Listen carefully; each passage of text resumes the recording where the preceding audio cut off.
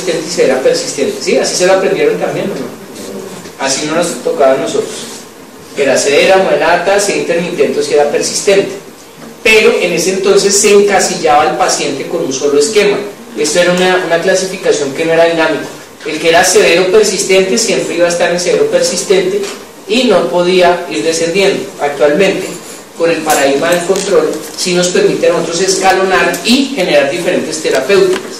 Entonces, el paciente de la no controlada lo tenemos que llevar a la controlada. Entonces, hemos cambiado el paradigma, ¿sí? Ahí está el score, ¿sí?, que les decía de preguntas, el ACT, en el cual nosotros vamos mirando, de acuerdo a un puntaje para niños o para adultos, de ese cuestionario que les cuento ahí en consulta externa, cómo el niño está teniendo episodios de tos en la noche, con la risa, con el ejercicio, si afecta o no su vida diaria. Y con base en eso, nosotros vamos mirando este esquema que yo creo que ustedes conocen, en el GINA, que es el esquema de control. Siempre de forma transversal en amarillo, el beta-2 inhalado será la medicación de rescate, siempre. Y empezaremos a generar del amarillo para abajo las diferentes combinaciones de medicamentos para el control. Y ahí la tablita lo dice, seleccione uno de estos más el beta-2. El beta-2 es cuando el niño le da la tos, pero nosotros tenemos que empezar a modular. Entonces están los corticoides inhalados a bajas dosis. Entonces el GINA nos muestra las tablas, la dosificación en microgramos de lo que va a necesitar el niño. Entonces así es una dosis baja, una dosis media o una dosis alta, de acuerdo a nuestro criterio. A mí nadie me enseñó esta vaina de esa forma, pero funciona. Después vienen los modificadores de leucotrienos. Hay mamitas que son resistentes a los inhaladores, no sé si les ha pasado, es que eso me lo va a dejar dependiente, me lo va a dejar chiquito, y esos son mitos. Sí es cierto que lo puede dejar chiquito cuando se usaba el esteroide oral, era como se controlaba el siglo pasado el asma. Pero lo mismo que sucedió con la historia del beta-2, el Che Guevara, etcétera, etcétera, con la adrenalina, hasta el beta-2 que tenemos actualmente, de los esteroides orales, que ahora solo los limitamos a las crisis sibilantes agudas, ¿sí? ¿Y por cuánto días dura el esquema de esteroides? De 3 a 5 días máximo, para evitar que la inhibición del eje hipotalámico, ¿sí?, adrenocortical. Entonces ahí es donde nosotros sabemos que ese medicamento va a estar muy bien. Y una recomendación es que no utilicemos, ¿sí?, los esteroides, digamos, más de 1 o 2 veces en un mes, porque hay niños que pueden volver a recaer y otra vez le metemos esteroides, porque crónicamente vamos a generar osteoporosis o alteraciones como el raquitismo en los niños. Entonces están los modificadores de leucotrienos. Lo que pasa es que no están en el POS, hay que hacer el CTC, son más caritos, pero hay niños que definitivamente sí les va a funcionar como monoterapia. Entonces uno tiene que mirar primero la adherencia y la expectativa del paciente, como mostrar en medicina hacer la evidencia, y en este tema de no utilizar tanto esteroide. Si el paciente no mejora, entonces seguimos al siguiente peldaño. Aquí están los corticoides inhalados más beta-2, esta acción prolongada.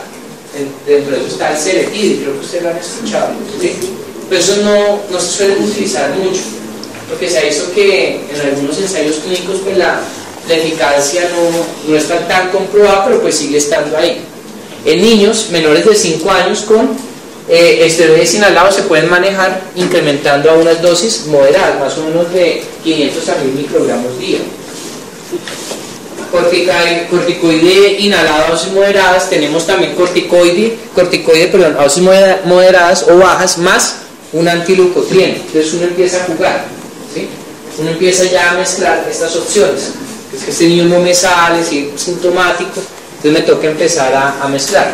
Y si el niño no se logra compensar con eso, entonces ya nos toca dosis moderadas o altas del esteroide, ¿sí? Pues eso no es que es beclometasona, 2 pufcados a la loca, no, miren qué cantidad de microgramos le están dosificando a ese niño. Más beta-2 de acción larga o modificadores de leucotrienos, entonces uno empieza a jugar con todo eso. Y si el paciente se le estudia y se le comprueba que tiene una inmunoglobulina E súper elevada, o sea, los síndromes hiperinmunoglobulina E, que son niños, o yo tengo una colega que está graduada ahorita de pediatra, que hace abscesos dentales, celulitis, todas infecciones, como se maneja con una inmunosupresión primaria, ¿sí?, una alteración inmunitaria primaria. toca darles anticuerpos anti-inmunoglobulina E. Pues estos ya son los casos que va a manejar el alergólogo, ¿sí? El pediatra. Pero hay que sospechar, entonces por eso yo siempre les pido un perfil de inmunoglobulina E total, porque he tenido niños con síndrome hiperinmunoglobulina E. Metas del control, entonces que los síntomas diurnos desaparezcan, los síntomas nocturnos o despertares desaparezcan, el tratamiento de rescate sea casi nulo, o sea que sea un niño libre de esteroides. Y bueno, ¿y por cuánto tiempo se administran los esteroides inhalados? O los antileucotrienos. Mínimo, ¿no? 3 meses. Pero que los estudios muestran que el 96% de pacientes ya ha logrado moderar esa inflamación crónica que veíamos en el esquema inicial en rojo. Y después empezamos a titular, ¿sí? O a desmontar poco a poco o el antileucotrieno o los esteroides. Para volver a nuestro tema de AYEPI también contempla el manejo del paciente sibilante y sibilante recurrente. Está en amarillo. Entonces, el sibilante recurrente es aquel paciente que nos llega con sibilancias y antecedente previo de que ya haya sibilado. Si es la primera vez, siendo menor de 2 años, se llamará bronquiolitis. Y si es mayor de 2 años, pues hay que mirar que no se trate de una neumonía típica, que no va a tener otro tipo de cosas por ahí escondidas. Si el niño presenta cualquiera de estos signos de gravedad, incapaz de hablar o beber, que esté somnoliento, confuso y agitado, que tenga tiraje subcostal importante o respiración rápida, que no mejoró el tratamiento con saladera. Todos conocen saladera, ¿no? Que era lo que me decían, ¿sí? ¿En todos los hospitales hay saladera? ¿Dónde no hay? ¿Sí? ¿Sí hay? Bueno, porque ahorita en las otras preguntas del examen, de saladera. Saturación de oxígeno mayor o igual a 85, menor o igual a 84, eso depende. Sibilancia grave, entonces a ese le vamos a aplicar un beta-2 agonista cada 20 minutos 3 veces. Si es sibilancia recurrente, denle un esteroide oral, ¿sí? Ahí está el uso de la inhalocámara nasogeniana, ¿sí? Que cura nariz y boca en menores de 4 años, y en el mayor de 4 años entonces vamos a utilizar la que es con boquilla, ¿sí? Claro. Esto es para saber o explicarle a la mamá cuándo debe cambiar su cilindro de inhalador. Aquí es cuando ustedes se lo dan en el hospital, que está lleno, ¿sí? Cuando ya empieza a estar a la mitad, pues va flotando, queda más o menos a la mitad, un cuarto. Cuando está completamente vacío, pues está flotando. Entonces, una forma de explicarle a la mamá. ¿Por qué? Porque son niños que van a estar reconsultando, que el salbutamol lo van a dejar archivado, pues ya que empieza otra vez con la crisis, van y lo buscan, y no se sabe pues si está desocupado o lleno. Y así las mamitas creen que le están dando medicamento cuando pues ya en realidad no hay. Por favor, ténganlo, copienlo, apréndanselo. Copienlo, eso es difícil. No me lo aprendí en 6 años, yo creo que ustedes tampoco en 6 meses. Pero lo que deben tener importante, se llama el índice pulmonar, ¿sí? El índice pulmonar. El índice pulmonar nos permite a nosotros clasificar la severidad de la crisis sibilante, ¿sí? De acuerdo a 3 aspectos: la frecuencia respiratoria del niño, la presencia o no de sibilancias en el ciclo respiratorio y los signos de dificultad respiratoria. Fíjense que, como lo mencionábamos en los dibujos iniciales, el verdadero asmático arranca entre los 5 a los 6 años. O sea, estos niños vamos a medirles una frecuencia respiratoria, y en los menores de 6 años se dan esos sibilantes recurrentes displásicos, postvirales, ¿sí? No sé, tienen otro tipo de frecuencia respiratoria. ¿Qué vamos a mirar? En la auscultación, ¿sí? O al examen físico, la presencia de sibilancias. En un grado leve, ¿sí? Pues que está bien, pues no las va a tener. En un grado leve, entonces son sibilancias al final de la expiración forzada audible con estetoscopio, que es la maniobra de fuelle, ¿sí? Que les estaba explicando, que a veces uno ve al niño tosiendo y pues esa tos que uno le hace la maniobra de fuelle y alcanza a escuchar una que otra sibilancia. Cuando uno quiere auscultar, ¿sí? El sonido bronquial puro, ¿en qué parte del tórax se ausculta? Eso es de semiología. ¿Dónde? Aquí levantan el brazo del niño y lo ponen acá. Ahí es donde llega realmente el aire al alvéolo. Aquí adelante no es tanto, aquí atrás no es tanto, pero el verdadero sonido bronquial lo van a auscultar acá, en la región subaxilar, ¿sí? Eso es muy importante. audibles con estetoscopio durante toda la expiración. No hay que hacer maniobra de fuelle, uno pone el estetoscopio, ¿sí? Y se escucha la expiración, o sin el estetoscopio uno escucha la sibilancia del niño. Y el que está muy llevado, entonces son sibilancias expiratorias e inspiratorias, ¿sí? Porque ya está afectando todo el ciclo. Y el uso de músculos accesorios, ¿cómo los clasifican ustedes cuando escriben historias clínicas? Yo generalmente pongo cruces. Entonces, leve es una cruz sobre 3, moderada y severa, ¿sí? 3 sobre 3. Eso es mamá y ponerlo ahí, o no. Signos de dificultad respiratoria moderados. Bueno, y llego yo y les pregunto, ¿y qué es moderado? ¿Qué es una dificultad respiratoria moderada para ustedes? Ahí es fácil escribirlo, pero lo otro es interpretativo de lo que encuentran en línea. Tú dices tiradas subcostales solamente. ¿Cómo es una severa? Dificultad respiratoria severa. Supraclavicular, es correcto. Entonces no es solamente la mezcla de todos. Entonces, en los niños, ¿cuál es el principal músculo de la respiración? Del diafragma. ¿Qué porcentaje del ciclo respiratorio domina el diafragma? El 80%. ¿Usted le ha tomado radiografía de tórax a un niño sibilante, asmático? ¿Cómo se ve el diafragma? Aplanado, ¿sí? Entonces, si se aplana, ¿sí? Si este niño está atrapando aire, o sea que el volumen, ¿sí?, a la expiración se incrementa, la movilidad del diafragma se disminuye, entonces con ese disminuye el porcentaje de acción, ¿sí?, a un 60%, entonces comienzan a aparecer las retracciones subcostales. Claro, es cuando hay una alteración de la dinámica diafragmática. ¿Correcto? O sea que ustedes, ay sí, horizontalización de qué es, de las rejas costales y aplanamiento del diafragma, pues pilas, que ese diafragma ya no, de esto que se pueda mover, ahora se mueve esto, ¿sí? Y si el niño no se le da tratamiento y la mamita no supo usar el picoflujo porque ustedes no lo vieron en clase, porque no le enseñaron a usar y no lo interpretaron, llegó a rojo y nos lleva a urgencias, llega con tirajes subcostales. Entonces es leve, solamente el tiraje subcostal, moderado, subcostal e intercostal. Vamos de abajo hacia arriba, porque ya tiene que empezar a usar, ¿sí?, otros músculos accesorios de la respiración para lograr que evacuar ese aire que está quedando con el atrapamiento. Pero entonces el médico empieza a nebulizarle dexametasona y le nebuliza furosemida y le da jarabe de totumo porque no fue a clase. ¿Qué pasó? Empezó a empeorar. Entonces comienza a utilizar el esternocleido mastoideo, los escalenos, y comienza a aparecer los tirajes supraesternales y supraclaviculares. O sea, ese niño ya tiene signos de dificultad severos, entonces leve, moderado, severos. ¿Claro? ¿Listo? De la misma forma,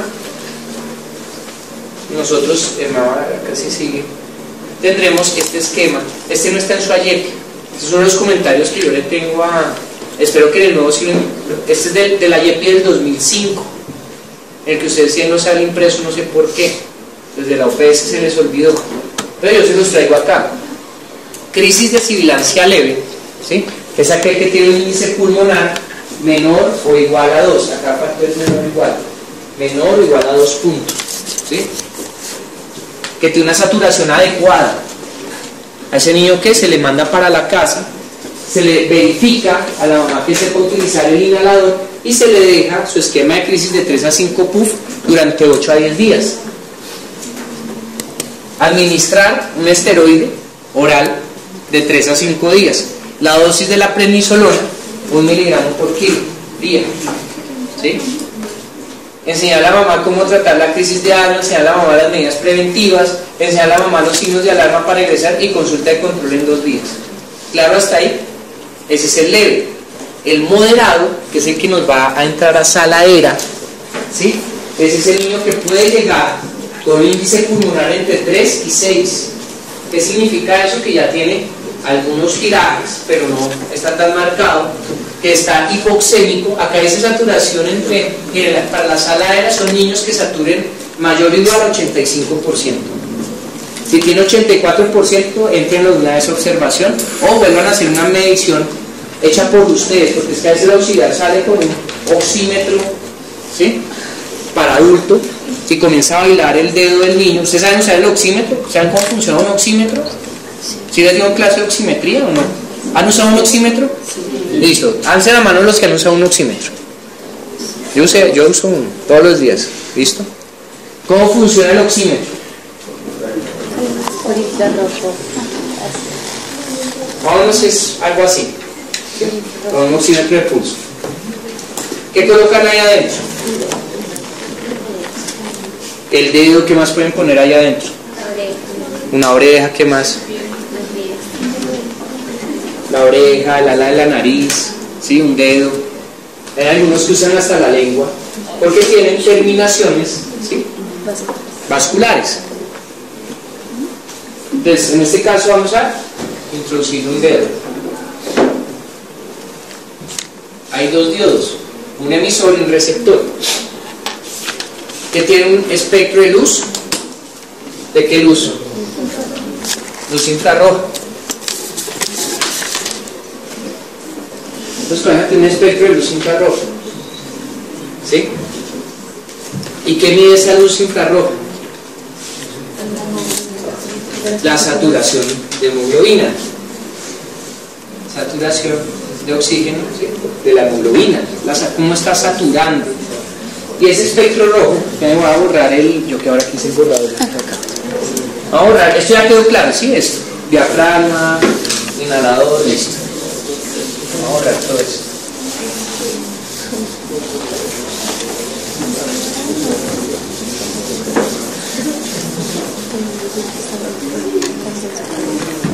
Entonces resulta que el espectro de luz infrarroja,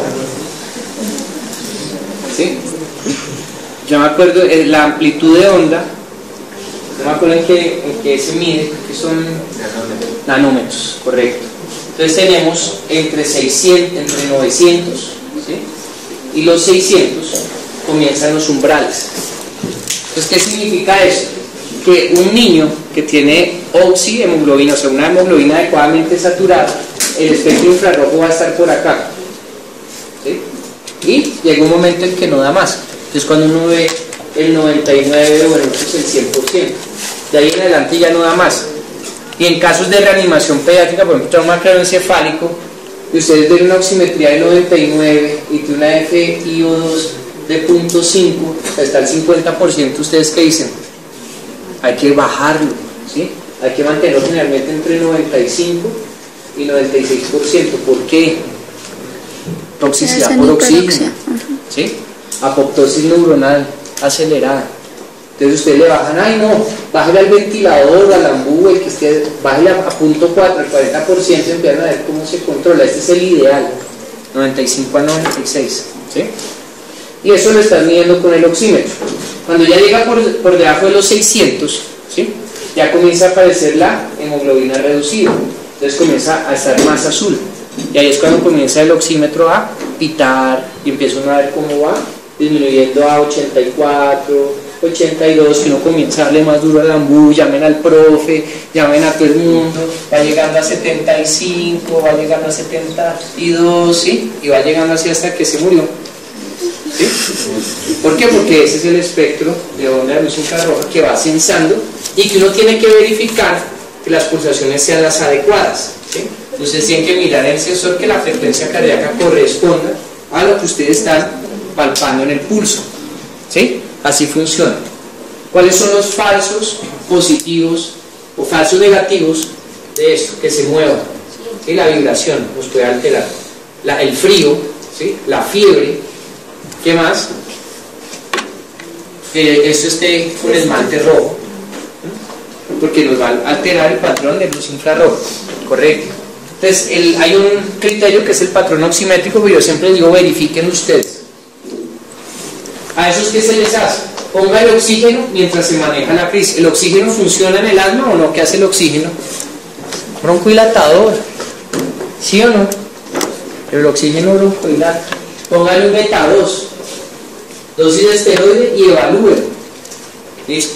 Y si le fue bien, entonces vuelvo y le aplico el índice pulmonar. Ah, ya está en menos de 2, te vas para la casa. Uy, miércoles, doctor, está en 7, ¿qué hago? Entonces toca guardarlo, hacerle plaquetura, ahí sí le empieza a hacer todo. Porque es un niño que tiene una crisis de sibilancia severa. Entonces a ese ojo, fíjense acá, lo que dice en el manejo con el índice pulmonar, y es que administrar un beta-2 agonista inhalado o nebulizado, ahí está la indicación de la nebulización. Pero esos niños que entran a la sala aérea, hay que nebulizar los beta-2. ¿Para qué les voy a nebulizar beta-2 si actúan igual? ¿Sí? Funcionan igual. ¿Cuál es más costoso? La nebulización, porque abrir una bolsa de solución salina hay que pagarle a la terapeuta, hay que bajar el kit de nebulización, correcto, y tiene la misma efectividad. Y lo otro, si están nebulizándolo, ¿con qué le van a dar salida a esa mamá y a ese niño? ¿Con la bala de oxígeno y todo? No, con un inhalador. Y la mamá aprendió a usarlo. Entonces la sala aérea sirve para verificar, enseñar, ¿sí?, signos de alarma y a utilizar la inhaloterapia. No puede faltar en nuestra anamnesis peso al nacer y semanas de gestación por los fenotipos que vimos. Si hay fumadores, si convive con animales, si el bebé toma leche materna y si tiene completo su esquema de vacunación. Este es un estudio que realizamos en el año 2012 en Ciudad Bolívar para mirar cuáles eran las causas de reingreso de niños que eran manejados en sala aérea por sibilancia recurrente. Entonces encontramos que los síntomas relacionados con la visita inicial era aumento de la tos, un 58%. Considera que hubo progresión en la enfermedad, ahí se me corrió el cosito. El 64% notaba que el niño después de sala aérea había tenido alguna progresión en sus síntomas. Y que presentó signos de muerte al ingreso, pues la mayoría no. ¿Sí? Signo de muerte es somnolencia, vomita todo, convulsión, etcétera, etcétera.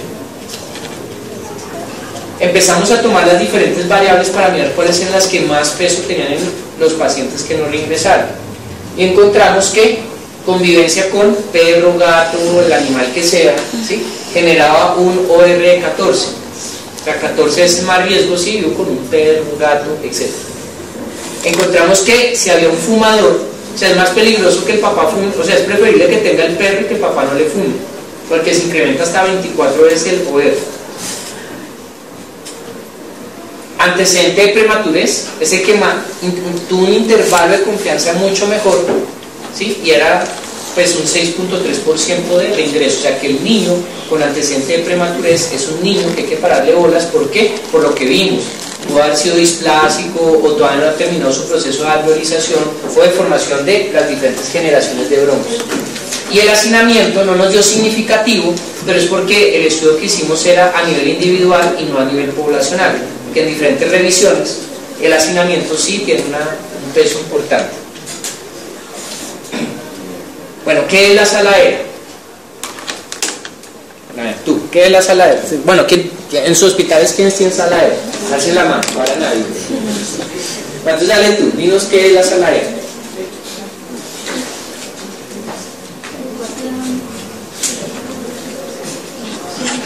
Una sala, eso. Es una sala que se encuentra en un hospital. El tema es que tiene una silla, mira, él dice, tiene una silla. Es correcto, en la sala aérea no deben haber familias, deben haber sillas. Porque ¿cómo vamos a inhalar a los niños? Sentados, ¿sí? Es un sitio de hospitalización día. ¿Quién se inventó la sala aérea? Por profesión, un médico, un neumólogo, una terapeuta, una enfermera, un chofer de ambulancia, un celador. ¿Quién se inventó la sala aérea? ¿Quién? Una terapeuta respiratoria fue la que se inventó. Un terapeuta chileno. ¿En qué año? ¿O en qué década? En el 80, ¿sí? Y él fue el que hizo todo el estudio de cómo esos marcadores isotópicos llegaban en un 15 a un 30% con el espaciador. ¿En qué año llegó la sala aérea a Colombia? ¿En qué año llega a Colombia? Es una estrategia vieja, es más vieja que IAMI, es más vieja que IEPI. ¿Y llega a Colombia en qué año? En el 2004. ¿Sí? En el año 2004, ¿quién la trajo? ¿Quién era el alcalde de Bogotá en el año 2004? De apellido Garzón. ¿Sí se acuerdan? ¿Sí? Era alcalde Garzón. Alcalde. Sí, Garzón.